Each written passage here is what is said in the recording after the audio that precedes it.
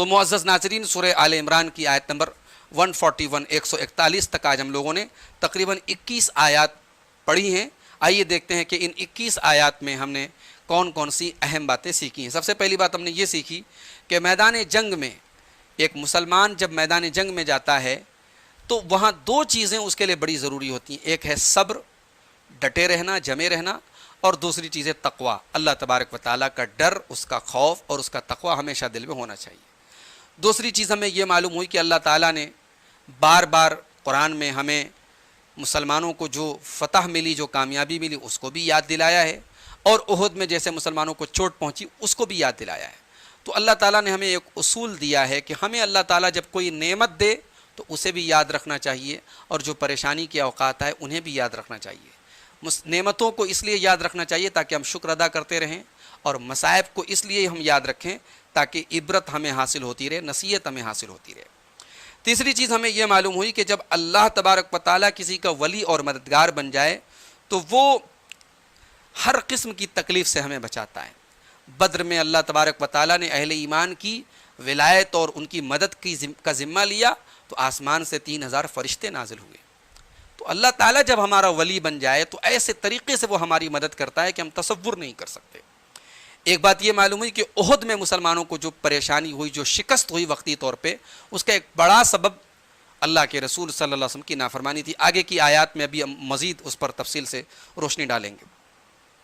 ایک بات یہ معلوم ہوئی کہ جنگ میں اللہ تعالیٰ جب کامیابی دیتا ہے مسلمانوں کو تو ظاہر ہے کہ اس میں بہت سارے عوامل ہوتے ہیں، طاقت بھی ہوتی ہے، فوج کی تعداد بھی ہوتی ہے، لیکن سب کے بعد اللہ تعالیٰ کی مدد جو ہوتی ہے وہ اصل فیکٹر ہوتی ہے۔ وَمَن نَّصْرُ إِلَّا مِنْ عِندِ اللَّهِ، مدد تو اللہ کی طرف سے ہوتی ہے۔ اللہ تعالیٰ اگر مدد نہ کرے تو ہمارے پاس تعداد ہو، طاقت ہو، پھر بھی ہم کامیاب نہیں ہو سکتے۔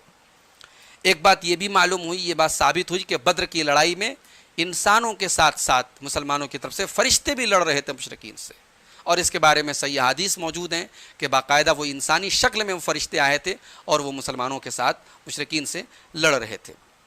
ایک بات یہ معلوم ہوئی کہ مختار کل اگر کوئی ذات ہے، قادر مطلق اگر کوئی ذات ہے جس کے پاس سارے پاورز ہیں، سارے اختیارات ہیں، تو اللہ کی ذات ہے۔ رسول کو بھی اللہ تعالیٰ نے مختار کل نہیں بنایا۔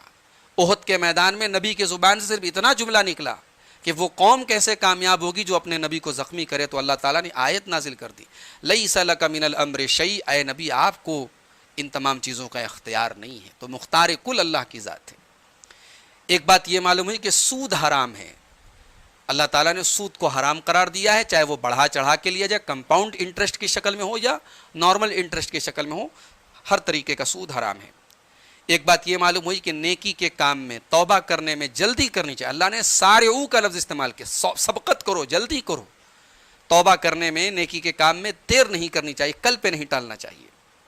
ایک بات یہ معلوم ہوئی کہ جنت بہت وسیع ہے، جنت کی وسعت، جنت کی لمبائی چوڑائی ہمارے تصور سے بھی بڑھ کے ہے۔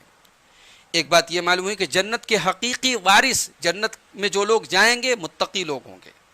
ایک بات یہ معلوم ہوئی کہ جنت موجود ہے، جنت بنائی نہیں جائے گی، جنت اعدت، تیار ہو چکی ہے، موجود ہے۔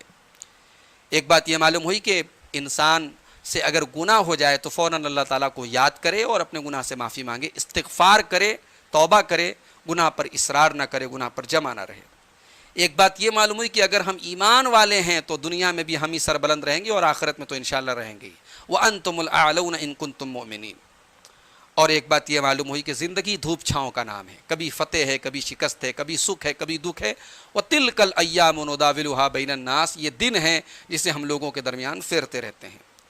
اور ایک چیز یہ بھی معلوم ہوئی کہ اصل توکل جو ہے وہ اللہ تبارک و تعالیٰ کے اوپر ہونا چاہیے، اسباب کے اوپر نہیں ہونا چاہیے۔ اسباب اختیار کرنا چاہیے مگر اصل توکل اللہ کی ذات پر ہونا چاہیے۔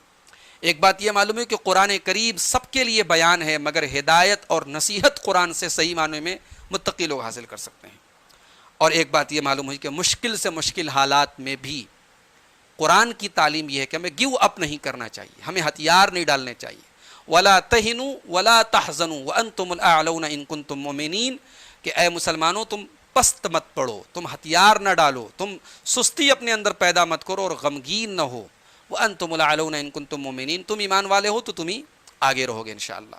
تو یہ سورہ آل عمران کی آیت نمبر 141 تک کی تفسیر تھی۔ انشاءاللہ یہ سلسلہ ہمارا آگے بڑھے گا۔ وآخر دعوانا ان الحمد للہ رب العالمین۔